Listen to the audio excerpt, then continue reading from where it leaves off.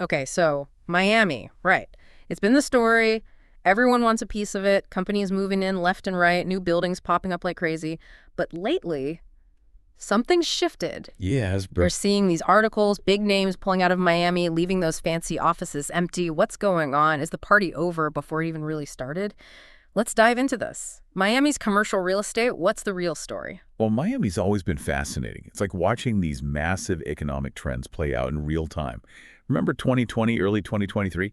Companies were flocking to Miami. Right, everyone and their avocado toast seemed to be headed south. Exactly, and that drove up demand like crazy. Rents were skyrocketing. But here's the thing. It wasn't happening everywhere at the same pace. Oh, interesting. So it's like some parts of Miami were surfing that wave while others were getting left behind. That's a great way to put it. You've got 830 Brickell, right? It became the place to be, especially for these big financial firms. And get this, even with some companies packing up, 830 Brickell is completely full. Demand's through the roof. We're talking rents close to $200 per square foot. $200 per square foot. Man, that's a pricey cafecito break. Okay. But it makes you wonder, if this one spot is booming, what about those companies we're hearing about, the ones ditching Miami? Are they just outliers? Like, is this a Miami thing, or is it more complicated than that? Yeah, it's not a simple yes or no. See, each company has its own story. Like Rothschild Co., they're pulling back, right? Part of it seems to be tied to one of their top guys retiring. Mm-hmm. But then there's this whole other factor, what we call absorption. Absorption. Is Miami real estate soaking something up? I'm intrigued. Basically, yeah. When a company decides to leave, that space, it's usually snatched up crazy fast by another one. So that tells us something, right? Demand, at least in those prime locations, it's still really strong. So it's less of a mass exodus and more like musical chairs, but with some really expensive office furniture. Who are these companies playing musical chairs, and why does it matter who's moving where? That is the million-dollar question. And the answer tells us a lot about what's next for Miami. We're seeing these big names, heavy hitters like Kirkland and Ellis, right? They're the ones taking over places like Winston's Lease. And where is that? 830 Brickell, of course. And it's not just about needing a space. It's about, I guess you could call it a flight to quality. Flight to quality, I like it. So it's not just about being in Miami anymore, it's about being in the right part of Miami. Exactly. Companies are willing to shell out big bucks to be in those top-tier locations, even if it means shrinking their footprint a little bit. So it's like, forget square footage, it's all about the address now. Like, you are what you lease. But if everyone's trying to snag a seat on this flight to quality, what does that mean for Miami, like, long term? That's where things get really, really interesting, because this trend, this whole flight to quality, has huge implications. I'm talking investors, developers, businesses big and small, even just regular people trying to find an apartment in Miami. Understanding this, that's the key to understanding where Miami's economy is going. All right, so unpack that for us. Investors first. What's this trend telling someone who's thinking about putting their money in Miami real estate? Like, is it a buy signal or what? It's a shift. It's not just about, chasing the newest, shiniest development. This trend shows how important location really is, and adaptability, and just overall, livability of the area. Cause a fancy skyscraper is a lot less appealing if nobody wants to be there, right? So it's a long game, not a quick flip. Investors need to be thinking about what will actually make these companies, these tenants, stick around, not just what looks good on a brochure. 100%. And for people starting businesses in Miami, it might mean rethinking that whole traditional office thing. Co-working spaces, flexible leases, that might be the smarter play, especially if you're aiming for those prime spots. It's about being nimble, right? Ready to move, change things up as the market does its thing. But okay, let's say the big companies are all fighting for space at 830 Brickell. What does that leave for the little guys?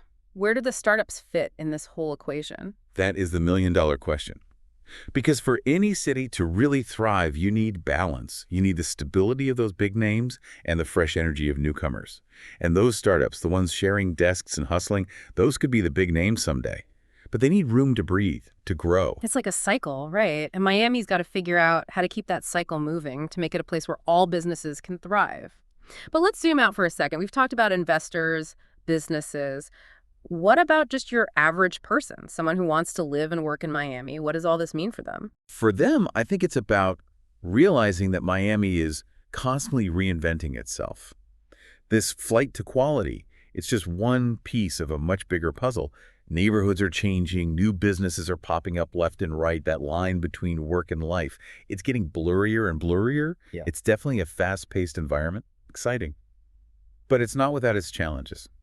Especially when you think about the potential downsides of this flight to quality thing. Like, it could make some areas even more exclusive, right? And potentially push out the people who just can't afford to be there. It's a balancing act, making sure Miami's growth benefits everyone, not just a select few. But for the people who can navigate it all, I mean, Miami offers this incredible mix of opportunity and, well, Miami. There's that energy, yeah. You can't beat it. We started this whole deep dive wondering if the shine was wearing off Miami.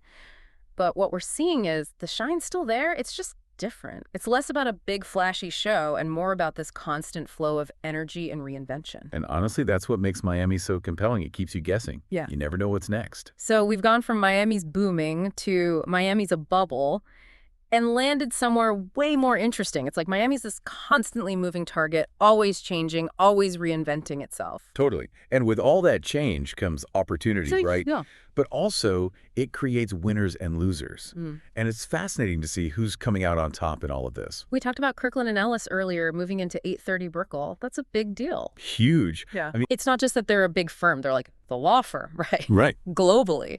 What does it say that they're choosing to expand in Miami? What are they seeing that maybe we're not? I think it's a huge vote of confidence in Miami's future. They're betting on Miami as the place for top talent. And it's not just about finance anymore either. We're talking tech, healthcare, even media and entertainment are blowing up. Miami's going global. It's not just a one-trick pony anymore. Okay, so Miami's diversifying, which is good, but this whole flight to quality thing, it makes me think about the people who get left behind. If all the best spaces are only for the biggest players, what about the startups? The little guys just trying to get a foothold? That's the million-dollar question right now. Because a truly healthy economy needs that mix, right? The giants and the up-and-comers. Those scrappy startups, they could be the next big thing. But they need the space to do it. Exactly. You've got to be able to grow. It's about making Miami a place where everyone can succeed, not just the people at the top. How do we foster that innovation? How do we make sure everyone has a shot? It's going to take a multi-pronged approach, right? Yeah. We're talking smart urban planning, policies that actually help small businesses, and a culture that really celebrates entrepreneurship. The whole city needs to be on board. So someone's listening to this, right? They're hooked on this deep dive, maybe even picturing themselves as part of this whole Miami story. What's the one thing they should take away from all of this? What do they need to know about Miami right now? That Miami is all about change. It's constant. But with that change comes amazing opportunity. Miami rewards the people who can adapt, the ones who are willing to roll with the punches and seize the moment. It's not a place for the timid, that's for sure.